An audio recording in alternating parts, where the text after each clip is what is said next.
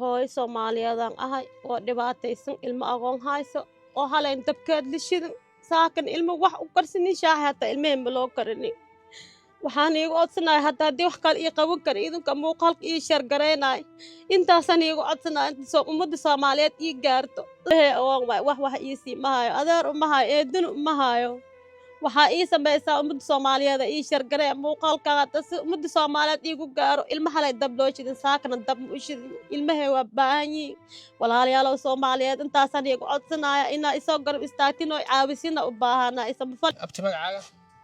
إيش محمد aabaw أبي واتنتي با يا بكدة وحنون ويا أنا من محمد عبدي وحارة وإنا لي عاوي ودباتي سنة إلما أقوم نباها سبيل كني شيغاي ودباتي سنة Soomaaliyeed ummadda Soomaaliyeed waxa ka codsanaa in ilmaha irigal qabtaan rabaa idii Ilaahay raali ka noqdo ilmahayga agoon way laba hadda asee iga maqan yihiin wax ii siinay male walaalayaal waa in tuuga waxa yeelaysin video aan ii shargalay si fiican ina Soomaalida soo garab istaagta ayaan rabaa hadii Ilaahay ka helo saasa u baahanahay ilmahaygan agoon way aabahood ma noola cid wax ii siiyay male adeer waa eedam waa cid wax ii siiyay mala waxaan iigu codsanahay inay ummadda Soomaaliyeed soo garab istaagto wax isiyaan oo i kaalmeeyaan oo video ii shargareeyaan u baahanahay ummadda Soomaaliyeed saasaan iigu codsanaa cunug yaroon daaska iyo nuugay markii 8 bilood ii joogay alooshay iga dhintay markaas ilaa had idna caabiso waxna siisa malahan lix waaye